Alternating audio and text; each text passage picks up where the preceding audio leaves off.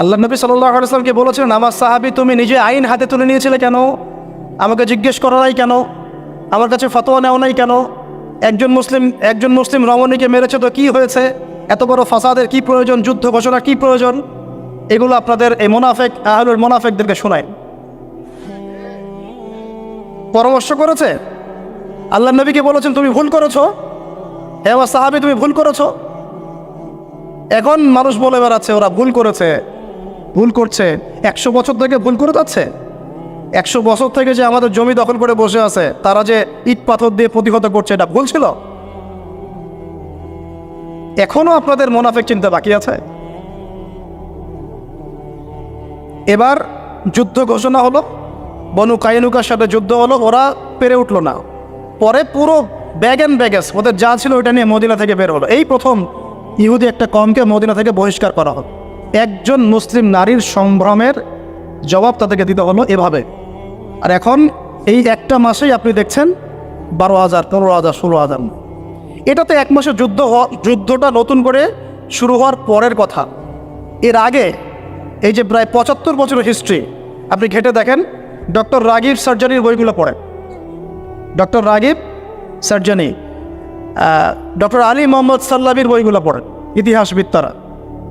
দুজনের নাম বললাম, ডক্টর রাগিব সার্জানি, ডক্টর আলী মোহাম্মদ সাল্লাবি। বইগুলো পড়ে দেখেন, ইতিহাস পড়ে দেখেন 1914 সাল থেকে শুরু করে 2023 পর্যন্ত তারা কতগুলো বাচ্চাকে মেরেছে, কতগুলো বোনকে ধর্ষণ করেছে, কতগুলো ভাই আমাদের কারাগারে আছে, কারাগারে কীরকম বিহেভ ওদের সাথে করা হচ্ছে, আর কতগুলো মিসাইল তারা লঞ্চ করেছে, এবং কতগুলো হাসপাতাল উড়িয়ে দিয়েছে, কতগুলা। আর এখানে আপনি দেখছেন বনু কাইনুকার সাথে যুদ্ধ হয়েছে একজন নারীর সম্মানকে কেন্দ্র করে। তাহলে ওই যে শুরুতে বলেছিলাম যে আইওয়াস শোডাউন ফ্যান্টাসি, এগুলোতে কিচ্ছু হবে না, আসল জায়গাতে আমরা নাই। বিকজ ওই ইমান, ওই তেজ, ওই জজবা, ওই তাস্কিয়া, ওই ইমারা, ওই জামা, ওই আমির আমাদের নাই। ওই এতিম অবস্থায় বসে বসে আমরা নিজেদের ভাইদের দোষ চর্চা করতেছে। আল্লাহ পাক আমাদেরকে বোঝার তৌফিক দান। এগুলো সহ্য করার মতো কোনো বিষয় না, মেনে নেওয়ার মতো কোনো বিষয় না। আর আমরা জানি যে আমরা এখানে অনেক বড় বড় কথা বলে হয়তো কিছু হবে না, কিন্তু আরশের মালিকের কাছে আমরা দায়মুক্ত হবো। এভাবে হবে না। আল্লাহ রাব্বুল আলামিন এভাবে শুরু করলেন নবী সাল্লাল্লাহু আলাইহি ওয়াসাল্লাম মাদানী যুগটা এইভাবে। তারপরে একটা কথা আপনাকে বলেন, আরেকটা গোত্রের নাম বলেছি নাজির, মনে আছে? এরা যখন দেখলো যে বনু কাইনুকার এই অবস্থা হলো, ওদের কিন্তু শয়তানি তখন আরও তুঙ্গে। ও বাই দ্য ওয়ে, এই বনু কাইনুকা এখান থেকে বের হয়ে গিয়ে কী করেছে? এরা বের হয়ে কুরাইশদের সাথে যুক্ত হয়েছে, যাতে করে খন্দকের যুদ্ধে নবী সাল্লাল্লাহু আলাইহি ওয়াসাল্লামকে বিপদে ফেলতে পারে। আর বাকি কিছু চলে গেছে খাইবারে। পরে আলী রাদিয়াল্লাহু আনহুর হাতে খাইবার বিজয় হয়েছে। আর খন্দকের ঘটনা তো আপনারা পড়ে নিয়ে দেখেছেন। বনু নাজির এখন আতঙ্কে আছে যে এবার আমাদের না কি হয়। তাহলে কি করা যায়? প্ল্যান করলো, আচ্ছা নবীকে ডেকে নিয়ে আসা যাক, ডেকে নিয়ে আমরা বসে একটা শান্তি চুক্তি করা যায় কিনা। আল্লাহ নবী গেলেন, সাথে গিয়েছেন 2-3 জন সাহাবী, আবু বকর রাদিয়াল্লাহু আনহু, উমর ইবনে খাত্তাব। বনু নাজিরের দেয়ালে হেলান দিয়ে বসে আছেন আল্লাহ নবী সাল্লাল্লাহু আলাইহি ওয়াসাল্লাম। নেগোশিয়েট হবে, মানে কথা হবে আর কি, সংলাপ হবে, আলোচনা, ঠিক আছে? এবার বনু নাজিরের কিছু ছেলে নেতা চিন্তা করলো এটাই সুবর্ণ সুযোগ যে আগে আমরা যেভাবে নবীদেরকে হত্যা করেছিলাম, এবার মুহাম্মদকে বাগে পাওয়া গেছে সাল্লাল্লাহু আলাইহি ওয়াসাল্লাম, এবার তাকে শেষ করে। কি করলো তারা? চাক্কি আছে না, চাক্কি বুঝেন, যে গম গুঁড়া করতো আগে, জাতা, এই জাতার 2-3টা পার্ট নিয়ে ছাদের উপরে গিয়ে প্রস্তুতি নিয়েছে, উপর থেকে ফেলবে আল্লাহ নবীর মাথায় সাল্লাল্লাহু আলাইহি ওয়াসাল্লাম। জিবরাইল আলাইহিস সালাম আসা হাজির, শেষ। ইয়া রাসূলুল্লাহ এখান থেকে ওঠেন। কেন? আপনাকে মারার প্ল্যান করছে। আমি বললাম না তাকে 15 বার হত্যা করার চেষ্টা করা হয়েছে। তিনি উঠে আবু বকর সিদ্দিককে বলেন, ওঠো, হাঁটা শুরু কর। কেন? ইয়া রাসূলুল্লাহ চলো। উঠে হাঁটা শুরু করলেন। পরে দেখা গেল সত্যি সে এই প্ল্যানটা করেছিল। আল্লাহ নবীকে আল্লাহ পাক সেভ করলেন। আবার যুদ্ধ ঘোষণা হলো এদের সাথে। এবার কোন অপরাধে? আল্লাহ নবীকে হত্যা করার চেষ্টার অপরাধ। সূরা হাশর পড়ে দেখেন, হাশরে ডিটেলস আছে। সামরিক অভিযান করা হলো ওদের বিরুদ্ধে।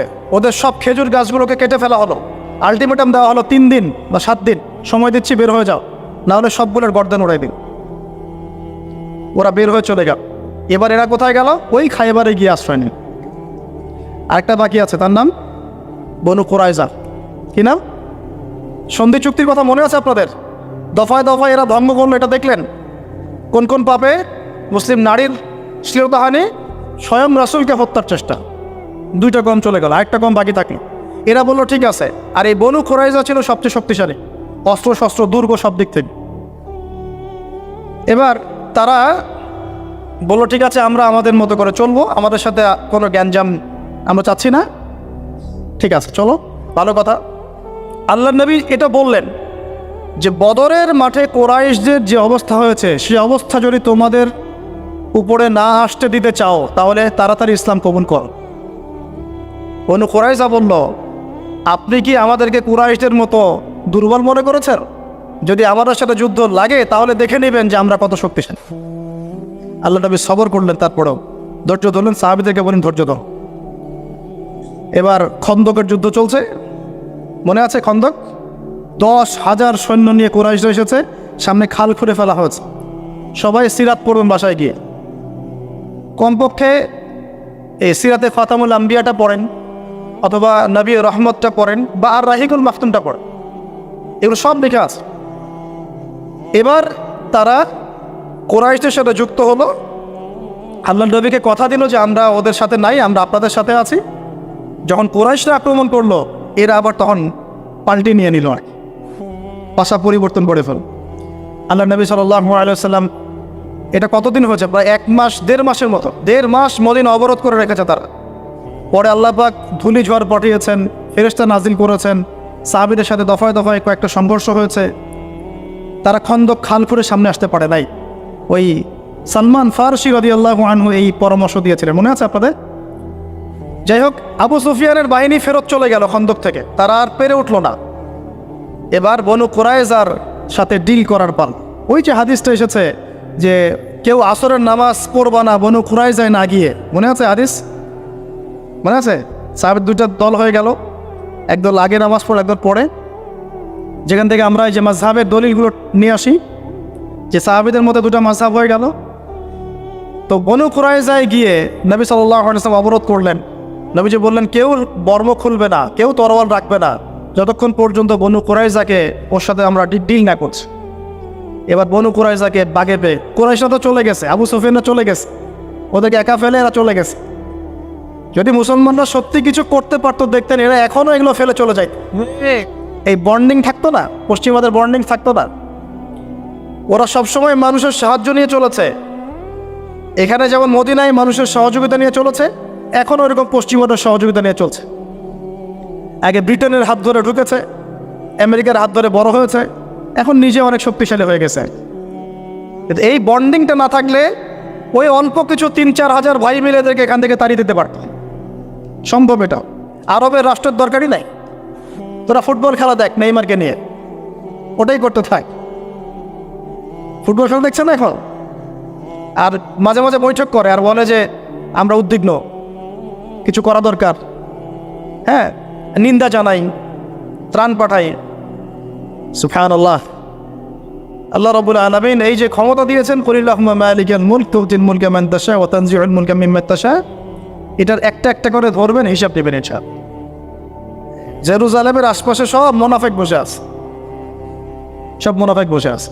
আর আমি আপনাকে সিরাত থেকে দেখালাম সাহাবীদের অ্যাটেম্প্ট কেমন ছিল। বনু কুরাইজাকে ঘেরানো হলো, ঘিরে বলা হলো যে তোমাদের এখান থেকে বের হওয়ারও কোনো সুযোগ নাই, যুদ্ধ করবেন, আত্মসমর্পণ করবেন। তারা বললো যে আত্মসমর্পণ করো। দেখেন, এর আগের 2টা কওমকে নবী সাল্লাল্লাহু আলাইহি ওয়াসাল্লাম চলে যাওয়ার পারমিশন দিয়েছিলেন। পয়েন্টটা বুঝতে পারছেন? এই কওমটা যুদ্ধের মাঠে যারা গাদ্দারি করলো বনু কুরাইজার ব্যাপারে, নবীর ফয়সালা কি হবে? নবী বলছেন সাদ বিন মুয়াজ যে ফয়সালা করবে সেটাই ফয়সালা। কোন সাহাবী? সাদ বিন মুয়াজ, বিশিষ্ট সাহাবী, আওস গোত্রের সাদ বিন মুয়াজ রাদিয়াল্লাহু আনহু বললেন, তিনি ওই ফয়সালা করলেন যেই ফয়সালা উমর ইবনে খাত্তাব বদরের মাঠে করতে চেয়েছিলেন। বদরের মাঠে যুদ্ধবন্দীদের ব্যাপারে উমরের ফয়সালা কি ছিল? কতল। ইয়া রাসূলুল্লাহ, রক্ত পড়ার দরকার নাই, মুক্তি পড়ার দরকার নাই, সবগুলোকে কতল করে দেন। এরা থাকলেই সমস্যা সৃষ্টি করবে। পরে নবী সাল্লাল্লাহু আলাইহি ওয়াসাল্লাম কি মুক্তিপণের পক্ষে ছিলেন, তাই না? আল্লাহ পাক কিন্তু এর বিরুদ্ধে আয়াত নাজিল করেছে। আয়াতগুলো পড়ে দেখেন। ওমর রাদিয়াল্লাহু আনহুর এই মতামতকে অগ্রাধিকার দিয়ে আল্লাহ রাব্বুল আলামিন তার পক্ষে আয়াত নাজিল করেছে। সুবহানাল্লাহ। আর এখানে সাদ বিন মুআয রাদিয়াল্লাহু আনহু ওই একই পদক্ষেপ নিলেন যে না, ছাড়া যাবে না, সবগুলোকে হত্যা করতে হবে। সব বালেগ মানে যারা প্রাপ্তবয়স্ক সবার শিরোচ্ছেদ করা হয়েছে সাদ বিন মুআযের হাতে। এইটাই সেই কম। আর বাকি যেটা ছিল এটা চলে গেল খায়বারে। পরে হুদায়বিয়া সন্ধির পরে, হুদায়বিয়া সন্ধিটা একটু বোঝেন। হুদায়বিয়া সন্ধি হচ্ছে কুরাইশের সাথে। কেন হচ্ছে কুরাইশের সাথে? আল্লাহর নবী কেন মেনে নিচ্ছেন? কারণ 10 বছর যদি তারা যুদ্ধ না করে আমাদের সাথে, কুরাইশরা যদি 10 বছর আমাদের সাথে যুদ্ধ না করে, তাহলে আমরা কিন্তু এবার অন্যান্য শত্রুদেরকে দমন করার একটা সুযোগ পাব, তাই না? ওটা বুঝতে পারছেন? যেই হুদায়বিয়া সন্ধি হয়ে গেল, আল্লাহর নবী পরের বছরই খায়বার আক্রমণ করলেন। কারণ খায়বারের ইহুদিদেরকে আর কুরাইশরা সাহায্য করতে পারবেন। কত ম্যাচিউরড আমাদের নবী সাল্লাল্লাহু আলাইহি ওয়াসাল্লাম ছিলেন, দেখ কত ম্যাচিউর ছিল। তার ম্যাচিউরিটি নিয়ে আলাদা লেকচার দেওয়া যায়। বদরের মাঠে তিনি যখন গিয়েছেন, আমরা গেলে কি করতাম? আগে নামাজ পড়তাম 2 রাকাত, তাই তো? নবীজি গিয়েই আগে বদরের কূপ দখল করেছে, তারপরে নামাজে দাঁড়িয়েছে। কথা বুঝতে পারছেন? বদরের কূপ যার হাতে, পানির নিয়ন্ত্রণ তার হাতে। যুদ্ধ করতে আসছিস, পানি ছাড়া তো চলতে পারবে না। আগে পানির কূপ দখল। ম্যাচুরিটি দেখেন, বুদ্ধি। হিজরত করতে যাবেন, মদিনায় যাওয়ার রাস্তা দিয়ে যান নাই, উল্টা দিকে গিয়েছে। মানুষ মনে করবে যে এই দিক দিয়ে যেতে পারে, তিনি উল্টা দিকে গিয়ে গাড়ে সাওয়ারে গিয়ে রাত কাটাচ্ছেন। 3 রাত থেকেছেন, সব ঠান্ডা হয়ে গেছে, তারপরে যাওয়া শুরু হয়েছে। ম্যাচুরিটি নিয়ে আরেকটা লেকচার দেওয়া যাবে, ওটা নিয়ে আমি এখন কথা বলছি না। আল্লাহ নবী সাল্লাল্লাহু আলাইহি ওয়াসাল্লাম প্রজ্ঞা, হিকমা কোন পর্যায়ে ছিল। এবার তিনি খায়বার আক্রমণ করলেন। খায়বারের ঘটনা আপনারা জানেন, আলী রাদিয়াল্লাহু আনহুর ঘটনা। খায়বার মানে আলী রাদিয়াল্লাহু আনহু। আল্লাহ নবী বললেন শেষ রাতের বেলা, আগামীকাল বাদ ফজর আমি এমন একজনের হাতে পতাকা দিব যাকে আল্লাহও ভালোবাসেন, তার রাসূলও ভালোবাসে, যে নিজেও আল্লাহকে ভালোবাসে, রাসূলকে ভালোবাসে। সব সাহাবীরা আকাঙ্ক্ষা করলেন যে আমি হব সেই। উমর ইবনে খাত্তাব মনে করছেন আমি মনে হয় সেই সাহাবীও। সকালে উঠে নবী সাল্লাল্লাহু আলাইহি ওয়াসাল্লাম বলছেন, সাল্লাল্লাহু আলাইহি ওয়াসাল্লাম, আলী ইবনে আবি তালিব কোথায়? নামাজে আসেনি কেন? বলা হলো তার চোখ উঠেছে, চোখে অনেক প্রবলেম, চোখ ফুলে গেছে, কষ্টে আসতে পারেনি, ডেকে নিয়ে আসো। ডেকে নিয়ে আসা হলো। নবী সাল্লাল্লাহু আলাইহি ওয়াসাল্লাম মুখের লালা থুতো এভাবে নিয়ে তার চোখে লাগিয়ে দিলেন। আলী ইবনে আবি তালিব বলছেন, আগে এই চোখে যা দেখতে পারতাম না তাও দেখতে পারা শুরু। পতাকা দিলেন, খায়বারে যাও। খায়বারে নামুস দুর্গ জয় হচ্ছিল না। কোন দুর্গ? নামুস। খায়বারে যাও, ওখানে মারহাব একজন সেনাপতি আছে, ইহুদিদের বড় কমান্ডার। বলছে ওদেরকে আগে ইসলামের দাওয়াত দিবা, যদি ইসলাম কবুল করে যুদ্ধের দরকার নাই। ওই হাদিসটা এখানে এসেছে, লাউ ইয়াহদিয়াল্লাহু বিকা রাজুলান ওয়াহিদান খায়রুল লাকা মিন হুমুরিন নাম। তোমার দাওয়াতে যদি একজন ইসলাম কবুল করে হকের পথে আসে, লালুট কুরবানি করার চেয়ে বেশি নাকি পাব। এটা এইখানে আসছে হাদিসটা। আর যদি দাওয়াত কবুল না করে, জিজিয়া দিয়ে থাকবে। জিজিয়াও দিতে চায় না, তখন আক্রমণ করো। এই সুন্নাহ মেনে আমরা যুদ্ধ করেছি। সুন্নাহ মেনে মুসলমানরা যখন যুদ্ধ করেছে, মুসলমানদের হাতে কোনো নারী নিহত হয় নাই, কোনো শিশু নিহত হয় নাই। আর এদের তো যুদ্ধের কোনো জ্ঞান নাই, সব যুদ্ধ অপরাধ, এদের সবই যুদ্ধ অপরাধ। এরা কাউকে ছাড়বে না, নারী শিশু আবাল বৃদ্ধ সবাইকে বেচাঘাট করে ফেলো। আর নবী সাল্লাল্লাহু আলাইহি ওয়াসাল্লাম সাহাবীদেরকে পাঠাতেন, বলতেন নারীদেরকে আক্রমণ করবে না, শিশুদেরকে হত্যা করবে না। কেউ যদি যুদ্ধের মাঠেও কালিমা পড়তে চায়, তাকে কালিমা পড়ার সুযোগ দিবে। তো খায়বার বিজয় হলো এই আলী রাদিয়াল্লাহু আনহু হাতে। এটার ঘটনাটা একটু বলি, লোভ সামলাতে পারছি না। মারহাব কবিতা আবৃত্তি করছিল যে আমি এমন বীর যার সাথে 10 জন 20 জন পেরে ওঠে না। আর আলী ইবনে আবি তালিব বলছিলেন, আমিও সেই মায়ের সন্তান যে আমার নাম রেখেছে হায়দার। ওই যে আলী হায়দার, নাম শুনেছেন? হায়দার।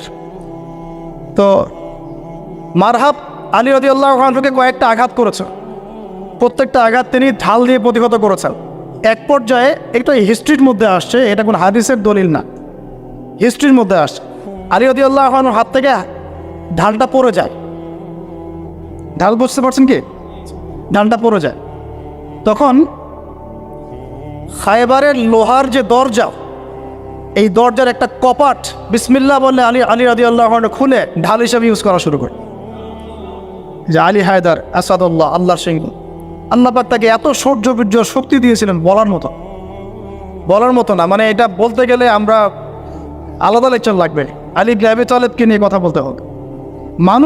মানুষ যার জীবনে পড়লে ঈর্ষা হয়। একদম ছোটবেলা থেকে নবী সাল্লাল্লাহু আলাইহি ওয়াসাল্লামের সাথে ছায়ার মতো ছিলেন।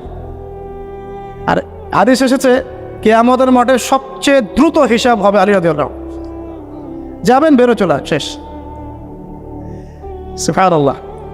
তো এরপরে আলী ইবনে আবি তালেব তার তরোয়াল দিয়ে মারহাবকে একটা আঘাত করেন মাথার মাঝখানে। কোথায়?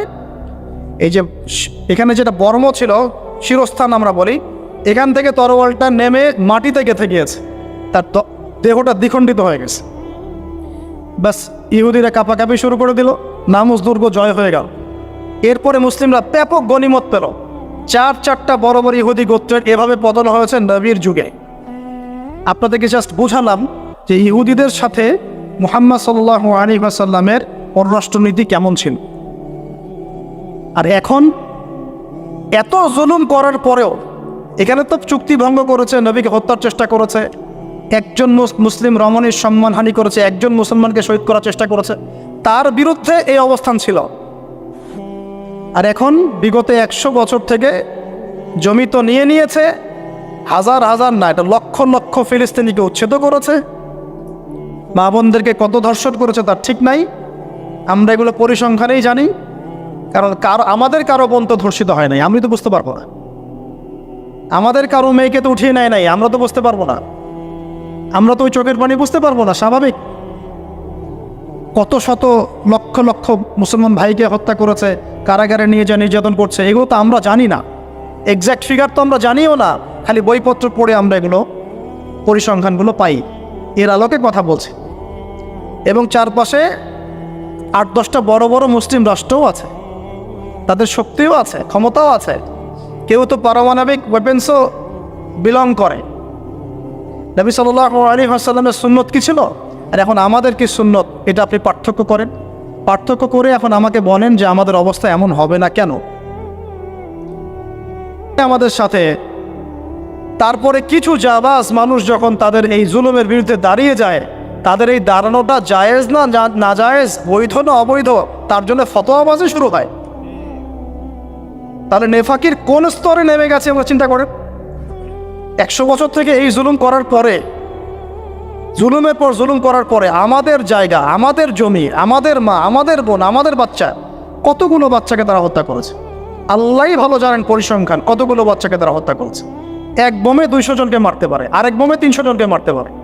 হাসপাতালে আশ্রয় নেওয়া মানুষকে বোম মেরে হত্যা করতে পারে। হাসপাতালে মানুষ আছে 500-600, চিকিৎসা নিতে গিয়েছে, সেখানে বোম মারতে পারে। দাজ্জালকে চিনতে আপনাদের এখনো বাকি আছে। সে পৃথিবীতে যা ইচ্ছা তাই করবে, তার অনুসারী এই জায়নিস্ট ইহুদিরা এখন যা ইচ্ছা তাই করছে। আর ও যখন বের হবে তখন কী অবস্থা হবে তাহলে চিন্তা করেন, ভাবেন। আর এদের বিরুদ্ধে যখন কিছু মানুষ প্রতিবাদ করে, প্রতিরোধ গড়ে তোলে, বই লিখে, কলম লিখে, সঙ্গীত রচনা করে বা কিছু করে, তখন আমরা এগুলোর সমালোচনা করা, তাদের বিপক্ষে ফতোয়া খুঁজি। ওদের আকীদা ঠিক নাই, ওদের মানহাজ ঠিক নাই, পদ্ধতি ঠিক নাই, এই নাই সেই নাই। লজ্জা, মানুষের লজ্জা যখন থাকে না তখন মানুষ এই কথাগুলো বলতে পারে। মানুষের লজ্জা যখন লজ্জার শেষ সীমায় চলে আসে, মানুষ নির্লজ্জ। কারণ আমি যে মনিবের দাসত্ব করছি, ওই মনিবের পোষা কুকুরের মতো আমি আচরণ করছি। আমাকে তো আমার হক আদায় করতে হবে। যেই প্লেটে খাচ্ছি ওই প্লেটের তো হক আদায় করতে হবে আমাকে। যেখান থেকে রিজিক আমার আসে ওটার তো হক আদায় আমাকে করতে হবে। তো আল্লাহর বান্দারা, আপনারা হক আর বাতিল চিনে না, বইপত্র পড়াশোনা করেন, পরিসংখ্যান দেখেন, সিরাতের আলোকে, কোরআন হাদিসের আলোকে বর্তমান বিশ্বটাকে মেলান। দেখেন তাদের সাথে আমাদের অবস্থান আগে কেমন ছিল, এখন তারা কি করতেছে আমাদের সাথে। এই হলো অবস্থা। এখন শেষ করার আগে এতটুকু বলে দেই যে এই অবস্থা ইনশাআল্লাহ চিরস্থায়ী হবে না। আমাদের এই ভাইয়েরা কেউই মরে নাই, তারা জীবিত আছেন ইনশাআল্লাহ। উহুদ যুদ্ধের সাহাবীরা কি মরে গেছেন? তারা জীবিত আছে। বাল ইউরযাকুন, তাদেরকে রিজিক দেওয়া হয়। বদরের শহীদ সাহাবীরা কি মারা গেছেন? তারা জীবিত আছে। পৃথিবীর যে জায়গাতেই মুসলিমদের উপর নির্যাতন হয়েছে এবং তারা প্রতিহত করেছেন, তাদেরকে মেরে ফেলা হয়েছে, তারা ইনশাআল্লাহ মৃত নন। আল্লাহ চান তো তারা শাহাদাতের এই নেয়ামত তারা লাভ করেছেন ইনশাআল্লাহ। আমাদের ভাইরা মরেন না ইনশাআল্লাহ। এই বাচ্চাগুলো তারা মরে না ইনশাআল্লাহ। এই বাচ্চাগুলোর সাথে কাল কিয়ামতের মাঠে এবং জান্নাতে দেখা হবে ইনশাআল্লাহ। এবং যারা এই যুদ্ধ অপরাধ ঘটিয়েছে এবং ঘটিয়ে যাচ্ছে, এরা জাহান্নামের যে অতল তলে থাকবে, এটাও আমরা দেখবো ইনশাআল্লাহ। এটা আল্লাহ পাক দেখাবেন। এমনকি আরফবাসীও দেখবে। আরফবাসী, জান্নাত জাহান্নামের মাঝখানে কিছু মানুষ থাকবে, যেটা চেহারা একবার ঘুরিয়ে দেওয়া হবে জাহান্নামীদের দিকে, একবার জান্নাতের দিকে। জাহান্নামীদের দিকে ঘুরিয়ে দেওয়া হবে, তারা দেখে বলবে সুবহানাল্লাহ, দুনিয়াতে তোমরা এত বড় বড় কথা বলতা, এত ক্ষমতা ছিল, এত কিছু করেছিলা, আজকে তোমাদের এই অবস্থা কীভাবে? তারা বলবে আল্লাহ এই জালেমদের সাথে আমাদেরকে করো না। চেহারা ঘুরিয়ে দেওয়া হবে জান্নাতের দিকে। জান্নাতের নাজ নেয়ামত তারা দেখবে। আরববাসী তারা আশা করবে আমাদেরকে সেখানে দেওয়া হোক। শেষ পর্যায়ে আল্লাহ রাব্বুল আলামিন তাদেরকে জান্নাত দেবে ইনশাআল্লাহ। তা আরববাসীর কথা বল, সূরা আরফের মধ্যে আছে। আমরা দেখবো আমাদের বোনরা মারা যায় না ইনশাআল্লাহ, আমাদের বাচ্চারা মরে নাই, আমাদের ভাইরা মরে। এখন কি হবে? তারা শুধুমাত্র এই অল্প অঞ্চলটা চাচ্ছে না, তারা পুরো হোলি ল্যান্ডটাকে চাচ্ছে। কেন চাচ্ছে? আপনি এই বিশ্বের সমস্ত জ্ঞানী হয়ে যান, কিন্তু দাজ্জালের কনসেপ্ট না বুঝতে পারলে আপনি বুঝতে পারবেন না। দাজ্জাল ওখান থেকেই আসবে, ওদেরকে নিয়েই, এই ইহুদিদেরকে নিয়েই সে বিশ্বটাকে শাসন করবে। এবং বিশ্ব শাসন করতে হলে অবশ্যই আপনার রাষ্ট্র দরকার হয়, ক্ষমতার দরকার হয়, জনবল দরকার হয়, ওয়েপেন্স দরকার হয়, মিডিয়ার দরকার হয়, সব কিছুর দরকার হয়। যদি ওই যুগে এগুলো থাকে, তাহলে তারা অলরেডি মাঠ রেডি করে ফেলেছে। তার মানে এই দমন পীড়ন, নিপীড়ন এবং এই যুদ্ধ, জিহাদ, ক্রেতাল, এগুলো বাড়তে থাকে। সুহাদাদের সংখ্যাও যেমন বাড়বে, ওদের জাহান্নামের কুকুরদের সংখ্যাও বাড়বে। আবার ওদের অত্যাচারও যেমন বাড়বে, প্রতিরোধও বাড়বে। হাদিস এসেছে আমার উম্মতের একটা তয়ফা শেষ পর্যন্ত দাজ্জালের সাথেও যুদ্ধ করতে থাকবে। সাহাবীরা প্রশ্ন করেছিলেন তারা কোন অঞ্চলে যুদ্ধ করবে? নবীজি বলেছিলেন তারা যুদ্ধ করবে জেরুজালেম এবং তার আশপাশ। আরও এসেছে খোরাসান থেকে আরেকটা বাহিনী তাদের সাথে যোগ দিবে। নবীজি বলেছেন পৃথিবীর কোনো সেনাবাহিনী এই সেনাবাহিনীকে পরাজিত করতে পারবে না। এমনকি তারা বাইতুল মুকাদ্দাস আবার জয় করে এই পর্যন্ত যাবে। তার মানে সামনে এই কনফ্লিক্টগুলো আসতেছে, আমাদের দৃষ্টিটা ওইদিকে রাখতে হবে। আমাদের মূল জায়গাটাতে আপনাকে বলে রাখি, শেষ জামানার সবচেয়ে ইম্পর্টেন্ট জায়গা প্যালেস্টাইন। শেষ জামানার সবচেয়ে ইম্পর্টেন্ট ক্যারেক্টার ঈসা আলাইহিস সালাম, ইমামুল মাহদি, আর শয়তানের পক্ষে হচ্ছে মাসিহুদ দাজ্জাল। এবং এই জিউসদের দিকে সবসময় চোখ রাখতে হবে, কারণ এরাই তারা যারা মাসিহুদ দাজ্জালকে ফলো করে বিশ্ব শাসন করে। তারপরে আল্লাহ রাসূল সাল্লাল্লাহু আলাইহি ওয়াসাল্লাম বলেছেন আল মাহদির আগমনের পর এমন একটা ব্যাটল হবে, ওদের সাথে যুদ্ধ হবে, যে নবীজি বলেছেন গাছ পাথর পর্যন্ত কথা বলা শুরু করবে, ইয়া মুসলিমিন ওয়ারাইল ইয়াহুদ তাআল ফাকতুলহু, আমার পিছনে একজন ইহুদি লুকিয়ে আছে, আসো হত্যা করা যাও। এই গাছ পাথর পর্যন্ত এই জুলুমগুলো দেখতে দেখতে অতিষ্ঠ হয়ে যাবে, দেখবে ওরাও কথা বলা শুরু করবে ইনশাআল্লাহ। নবীজি বলেছেন মানে এটা বলেছেন হবেই। নবীজি বলেছেন মানে এটা হবেই। কোন নবী বলেছেন? যিনি বনু কাইনুকাকে বের করেছেন, যিনি বনু নাজিরকে বের করেছেন, যিনি বনু কুরাইজার সাথে যুদ্ধ করেছেন, ওই নবী বলেছেন। ওই নবী সাল্লাল্লাহু আলাইহি ওয়াসাল্লাম ইন্তেকালের কয়েকদিন আগে বলে গিয়েছিলেন, এটা জানি না আরব নেতাদেরকে কে বোঝাবে, কে শোনাবে, যে আমার ইন্তেকালের পরে জাজিরাতুল আরব থেকে এই জিউসদেরকে বের করে দিও, তোমরা বের করে দিও। কে বলেছেন? এটা আমি বানিয়ে বললাম? এটা ওমর রাদিয়াল্লাহু আনহু করেন নাই, করেছেন। এটাই সামনের ভবিষ্যৎ। আর ইমামুল মাহদির সাথে যোগ দিবেন ঈসা ইবনে মারিয়াম। কারণ ইমামুল মাহদির যে বাহিনী থাকবে তারা দাজ্জালের সাথে পেরে উঠবে না, তার সাথে পারার মতো ক্ষমতা কারো থাকবে না, সে এত শক্তিশালী হবে। তাই বলে তার অস্ত্র জমা দিয়ে দিবেন না, ফাইট করতে থাকবেন। যখন পেরে উঠবে না, আল্লাহ রাব্বুল আলামিন ঈসা আলাইহিস সালামকে পাঠান। ঈসা ইবনে মারিয়ামের হাতেই দাজ্জালের নিহত হওয়াটা লেখা আছে, এই প্যালেস্টাইনেই, এই বাবেলুদ নামক জায়গা। ব্যাস, এই হলো পৃথিবীর ফিউচার। তারপরে ঈসা ইবনে মারিয়াম একটা একটা করে জালেমকে হত্যা করবেন ইনশাআল্লাহ। তার হত্যা করতে হবে না, আল্লাহর নবী বলেছেন তার নিঃশ্বাস যতদূর পর্যন্ত যাবে এরা মরতে থাকবে। আবার বলেছ, তার নিঃশ্বাস যতদূর পর্যন্ত যাবে এরা মরতে থাকবে। সর্বশেষ দাজ্জালকে খুঁজতে খুঁজতে খুঁজতে তিনি এই প্যালেস্টাইনের বাবেলুদ নামক জায়গায় পাবেন, সেখানে হত্যা করা হবে। তারপরে 40 বছর, কত বছর? 40 বছর ঈসা আলাইহিস সালাম এই বিশ্বটাকে শাসন করবেন। কত বছর? 40 বছর। ওখানেই সভ্যতা শেষ হবে। তারপরে মানুষ আবার খারাপ হওয়া শুরু করবে। এমন একটা অবস্থা হবে যে মানুষ রাস্তাঘাটে জেনা করছে। আল্লাহ আল্লাহ এই শব্দগুলো বলার মতো একটা মানুষও থাকবে না। এটা কখন হবে? 40 বছরের খেলাফতের পরে, আরও পরে। তার মানে আরও অনেক সময় পরে আছে অবশ্যই, এগুলো সামনে হতে যাচ্ছে। একটা জেনারেশনে খারাপ হতে তো অনেক সময় লাগে, লাগে না? কমপক্ষে 100 বছর লেগে যায় একটা জেনারেশনে খারাপ হতে। আমরা জানি না, আল্লাহু আ'লাম। তবে ঈসা ইবনে মারিয়ামের এই বিশ্ব শাসনের পরে, 40 বছর বিশ্ব শাসনের পর এই অবস্থাটা আসবে। আর ওই কওমের সামনেই পশ্চিম দিক থেকে সূর্য উঠবে, মানে কি? কিয়ামত। ব্যাস, তারপরে দ্বিতীয় ফুৎকার, আমরা সবাই উঠে দাঁড়াবো। তারপরে কি? ফামান ইয়া'মাল মিসকালা যাররাতিন খায়রান ইয়ারা ওয়া মান ইয়া'মাল মিসকালা যাররাতিন শাররান ইয়ারা। ব্যাস, এই হলো আমাদের ডেস্টিনেশন বন্ধু।